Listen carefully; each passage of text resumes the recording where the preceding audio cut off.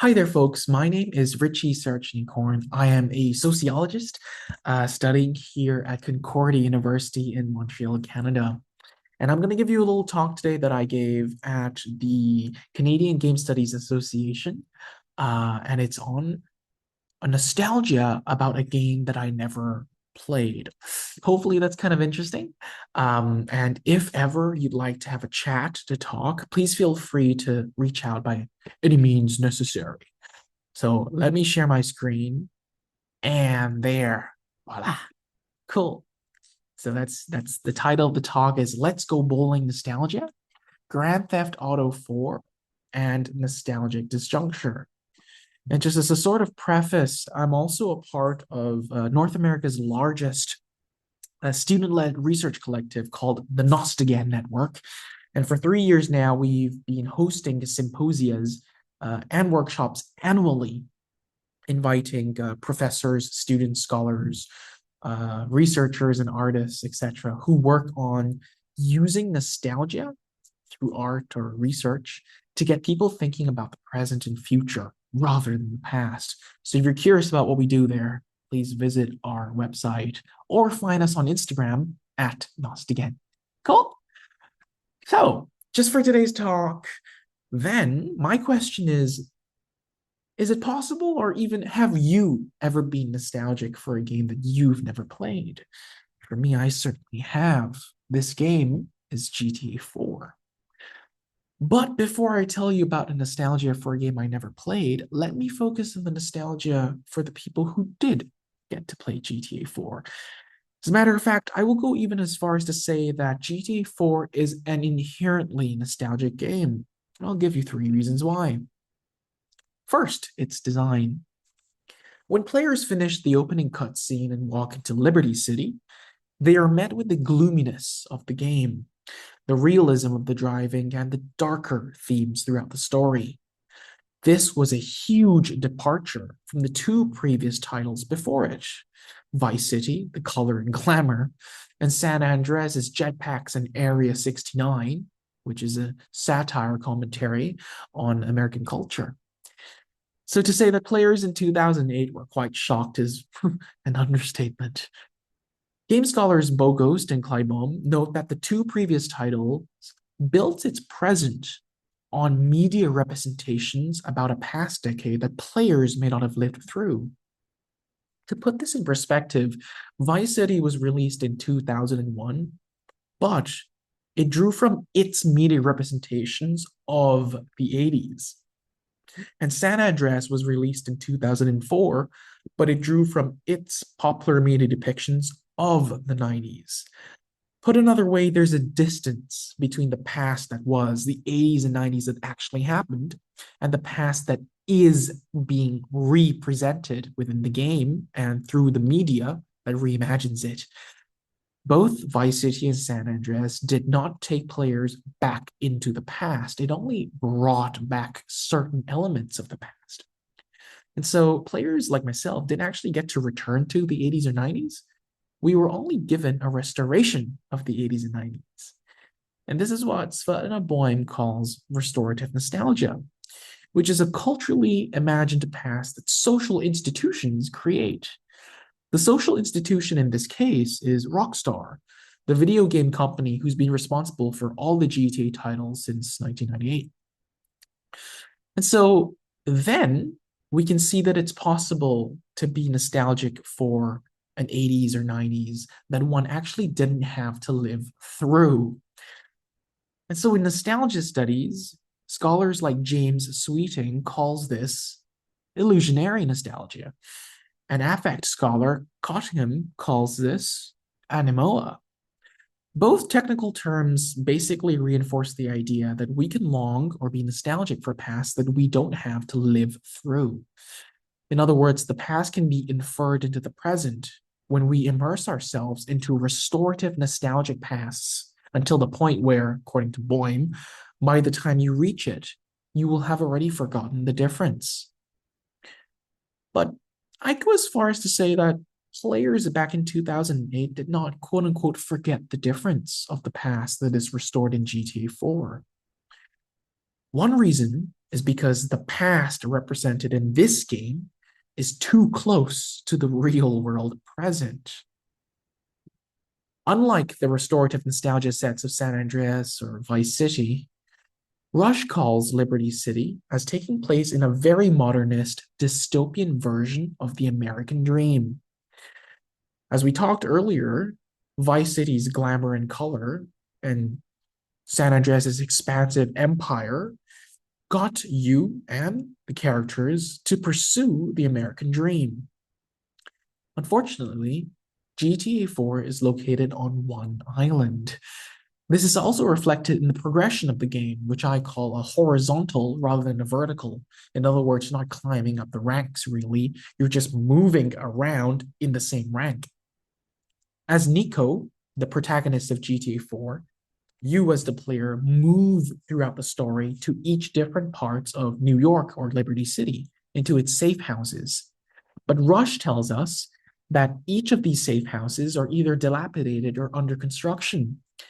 And even at the end of the game, when Nico has a penthouse, he actually gets it by killing the homeowner. Unlike CJ from GTA San Andreas and Tommy from GTA Vice City, Nico in GTA 4 did not work his way to the American dream by buying and owning these properties. His dream is always someone else's. And so Rush highlights the quote modernist aspect of GTA 4 by pointing also to the world, focusing on the NPCs, the non-playable characters, who are condemned to move in a predictable, monotonous pattern, reflecting the clockwork of city life. The only way that Nico, via the player, can break them out of this quote modernist dystopian version of the American dream, unquote, is through violence. And so Rush concludes that conceptually, the player alone is a self-conscious flaneur among the crowd. In other words, all we can do is watch the dry, dreadful present pass away. The second reason why GTA 4 is a nostalgic game is its storyline. Before Liberty City, players monopolized what was essentially Miami in Vice City and conquered Los Angeles, San Francisco, Las Vegas within GTA San Andreas. Through Tommy and CJ, everyone achieved the American dream with them. And so in GTA 4, when you play as Nico, a Siberian immigrant who joins his cousin Roman, who's settled in America for a while, it seems that yet again, we are all going to be chasing the dream, American dream. But then this happens. Nico says, in your letters to my mother, in your letters to me, all I hear about is Mr. Big Roman, living the American dream. Sports cars, condos, women, money, the beach, opportunity. I come here, and the only thing big about your life is the cockroaches. Roman replies, that's right. I got the best cockroaches. I got the best dirt. And so here, Nico, the player, sees that Roman's American dream exists in his dream. All Roman wants to do is play by the book of Rush's dystopian and modernist American dream playbook. Roman convinces himself that he is already living in the future, to the point where he abandons his past and his first language, Serbian, when he meets Nico at the opening cutscene. He even dresses and slangs like, quote, an American, and constantly phones and invites the player, Nico, to play the cultural sport, bowling. Yet in truth, Roman has a taxi business that is run down, owes massive debt, and lives with the best cockroaches. As such, Boehm writes that one is nostalgic, not for the past for the way it was, but that we're nostalgic for the past the way it could have been. Roman is living proof of Boehm's statement because he always justifies his present actions based on a nostalgia for a past he believes he should have had, the life he could have had. But Nico cannot do this. He cannot let go of the past. As a matter of fact, Nico reveals to us, the player, and Roman at the first cutscene, that he came to America not to chase his dream, but to hunt down the two survivors of an ambush that killed his entire military unit. Prior to the events of GTA 4, Nico was involved in a war elsewhere. He was also a part of a unit in the war. The three survivors, Nico included, two of them or one of them, ratted out their location to the enemy, ending up killing everyone. And the two of them, coincidentally, moved to America.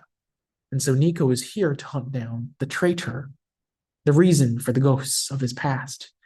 And so instead of Roman, who's always thinking about the past that could have been, all Nico can think about, all that he's nostalgic about, is the past that was, when his troops, his friends, were alive.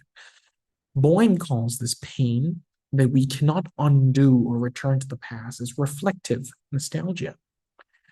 And so later on in the game, when the player and the character finally catches the traitor, it is the player who is given the choice to either A, avenge Nico's friends, whom they've never met, who died off screen and before the game itself, or B, listen to Roman and convince Nico to spare the traitor. In other words, to let the past go. Yet if we kill the traitor, Nico leaves feeling unhappy and mournful. And even if we spare the traitor, Nico feels the same because he can't bring his friends back to life. Again, the irony of Boehm's reflective nostalgia is that even though it pushes us to confront and rediscover the past, it reminds us that the past is in the past. It's a brick wall. Nothing can get it back for the way it was.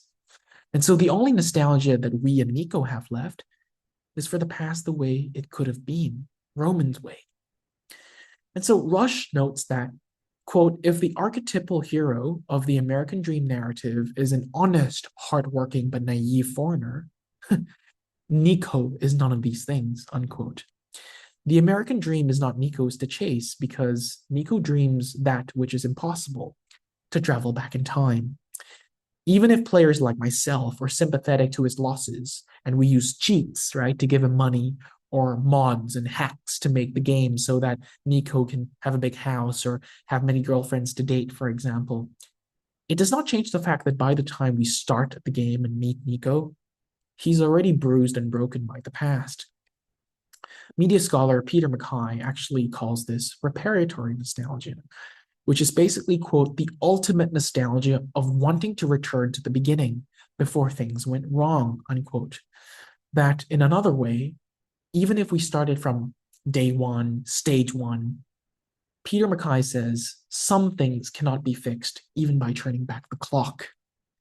And so Nico and the player have to move on. Okay, but the only thing that is preventing Nico from restarting is what Rush calls an honest, hardworking, and naive foreigner like Roman, or the criminal ties that he and the player has built since the beginning of the game. And so again, the player makes the choice for Nico, either to A, negotiate a peace deal with the remaining bad guys of the game, or B, to kill all of the remaining bad guys so he can start again as a blank slate. Regardless of what the player chooses, the next mission begins at Roman's wedding. Alongside Nico here, on the right-hand side, is Kate, who players have come to know and who is now his girlfriend. But whether or not we choose A or B, it's either Roman or Kate who is murdered. In my first playthrough, I unknowingly chose Roman's death. Devastating. And so in my second playthrough, like most people, I chose Kate's death. But like the encounter with the traitor before, Nico and I leave with nostalgia. Regardless of what we chose, if Kate died, Nico remarks in the game's credits that he regrets and mourns the past that could have been, a past with Kate that could have been a big family now. And if Roman is murdered, he regrets not listening to Roman, who always wanted him to let go by calling us in the player to say, hey, cousin, let's go bowling, and to build a future with him with his taxi business. Ironically, Kate and Roman died so that Nico could live, but not towards a future. Nico lives the same way we have come to know him from the beginning, with reflective nostalgia, with the ghosts of the past all over again. And so now that I've told you about the world design and the storyline that makes GTA 4 an inherently nostalgic game, let me add one more layer. The nostalgia that I had for this game that I never played. Now, you may wonder how I've spoken so deeply about a game that I've just admitted to not playing, right? Strange. go back in time. In 2008, when Rockstar released GTA 4, my friends ran back home to play, but I dreaded going home. That year, we had just moved homes.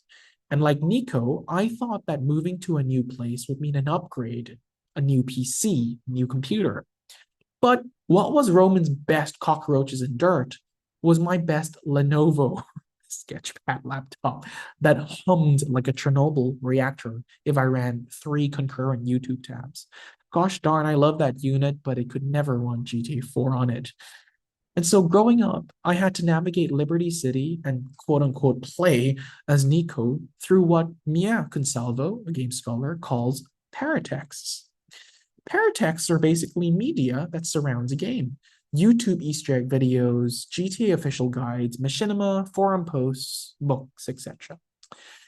Whereas my friends who returned home to play GTA on their consoles and computers used paratext to supplement their game experience, all I had were paratexts. This meant that I found myself in situations where I played around, right, around the game that I didn't have, but I also played along with conversations about the feel of the game that I didn't understand.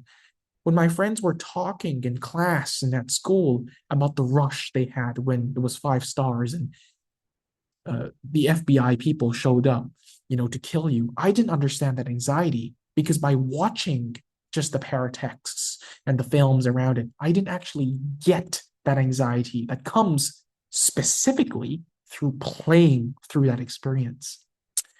And so, bugged by this, in November 2024, I finally purchased GTA 4 as a grad student.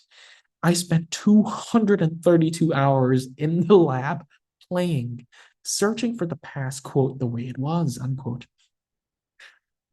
But I still left feeling unfulfilled. And part of why, I think, is because I felt what game scholar Mark Lajeunesse calls nostalgic disjunction.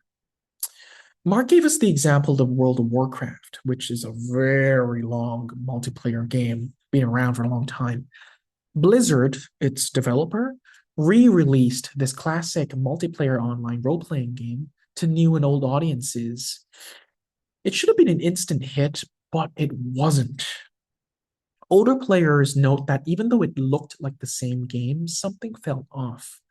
The long loading times, the lag, glitches, the overlay of avatars in a crowded room, all of these quirks that made the nostalgia for WoW, World of Warcraft, the way it was all those years ago, are now patched, erased, fixed. Blizzard gave us what Boyne called for us a restorative nostalgia for WoW the way it could have been, a new old thing. And worse, people who re-logged back on to World of Warcraft found that the new player base didn't use slang that they used to use or talked about politics like Bush did 9/11 back in the days. Now, players rizzed, spoke of Skibbity Toilet, spoke of COVID, and Trump. So Boyne tells us that restorative nostalgia only gets us so far because it always reminds us that it is a restoration, not a return. And so even after 232 hours of playing GTA 4, I felt Mark's nostalgic disjuncture. It's the same game, but it still doesn't feel like the same game that I long for. Worse, the current community of GTA now has moved on to GTA 5, which came out in 2013, and the really anticipated GTA 6 coming out, I suppose, next year. Whilst there's still some dedicated players in the forums, I did not yearn for them. The people I yearned for when I played 200 hours of GTA 4 were actually my friends who were very enthusiastic of this game in the 2010s. Back then, I shared with them the factoids about GTA 4 that I spent all night learning since they spent all night playing, and when I cited by heart the lines of dialogue within the cutscenes. Of course, all of this stuff I played around GTA 4. I never actually got to play a single second of it. But one of my friends were so impressed at the knowledge that I had about the game that they asked me how much I played GTA 4 and how much sleep I lost, even though I hadn't played a single moment. As a matter of fact, at the time, I tried to evoke a nostalgia of Tommy and CJ in the previous two titles, San Andreas and Vice City.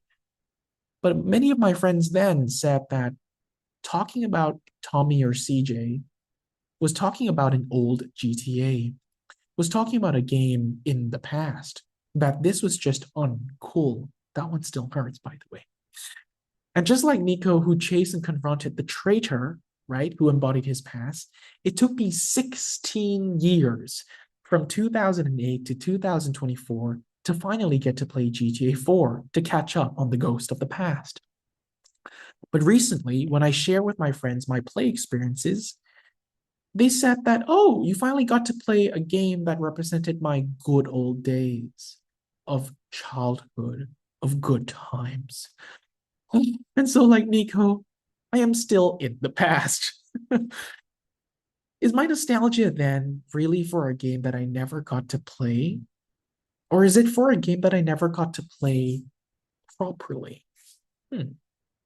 With Mark's idea of nostalgic disjuncture, I soon realized that the game that I really long for is not GTA 4 itself. It's for my experience of GTA 4 that I played around and played along with. Mia Consalvo used paratext to show that we can shift what we mean by the main site of play. She gives the example of a Twitch streamer who intentionally screws up playing the game and annoys her viewers. Because for her, the Twitch streamer, the main site of play is not the game itself, but the chat, right?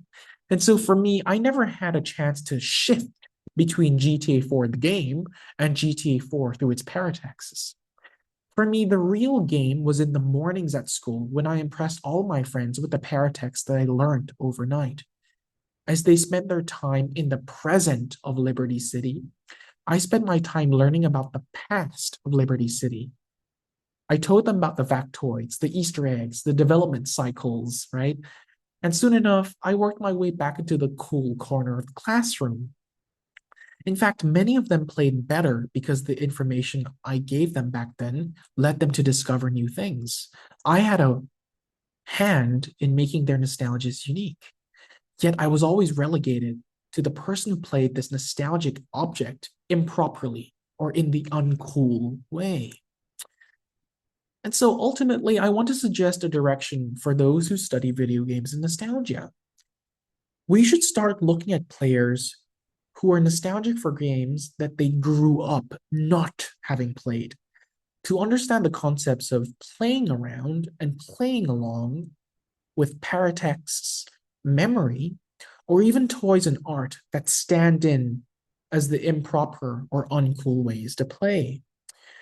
Now, of course, this research topic may seem redundant because we have access to so many games now and at cheaper prices, relatively speaking. But Tim Wolf and colleagues remind us that adult players, quote, now have the money to purchase any game they like, but they have no time to play them, unquote. When we finally return to a wish listed title that we've always wanted to play, but have now missed out on, how do we deal with our nostalgic disjuncture? So to wrap up, I have shown that GTA 4 is a nostalgic game by pointing to its world design and its storyline. But outside of what it evokes within the game, there are Nikos out there like me who are chasing games they never got to play growing up. A nostalgia for the past the way it was, when in fact perhaps our nostalgia is for the Romans, the social context that made these games important then and thus nostalgic now. Without the Romans, the Nikos did not have a direction. In 2008 onwards, the Paratex, the Romans, of GTA 4 helped me cope with the lost memories of being able to play with Nico or being able to experience the rush of the FBI showing up when you have 5 stars that I didn't have. In 2024, then, even after 200 hours of playing the game, I realized that the game was not enough. As a matter of fact, what I yearned for was the Romans, the social context of, hey, last night did you complete this mission? Did you choose A or B? Oh my God, you killed Kate? Oh, hey, call me when you get back home so we can click on the same time and see the mission together, right? I wanted to go back to a time when I could play GTA 4 alongside my friends in the past. But honestly, even though I never owned a copy of GTA 4 on the computer, I still got to play GTA 4 with my friends through paratexts. Now, then in 2024, after buying the game on Steam and playing it for 232 hours, this game does not represent the game that I played, that I yearned for. It only represents a mirage of the past that could have been. And this gets me nowhere. And so maybe we should do what Roman told Nico and I in 2008 onwards. His famous call to us saying, "Hey, cousin, let's go bowling." That is to pursue anything that is tangential, that is paratextual to the main game. To go bowling in this case means to enjoy the fact that we are not obsessing over the serious and correct way to play GTA for its main world and story. For those of you who don't know, bowling is a mini game within GTA 4, but arguably it's also a different game completely. If we can roll with this fact that we can go bowling with any game, then maybe we can accept that it's okay that people around us are playing around and playing along a game that they never got to play, quote unquote, properly. And so I'm going to do what Roman did to me and many, many other players back then. I'm going to ring up nostalgia and say, "Hey, nostalgia, let's go bowling." And so those are my slides and my talk today at the CGSA. If you were ever interested in talking with me personally about video games and nostalgia and the idea about nostalgia for the future, please feel free to reach out at Srirachanikorn, that's my last name, at gmail.com, or even visit our collective, the Nostagain Network, by visiting nostagain.ca/about. Anyway, that's it, and talk to you soon. Thank you so much.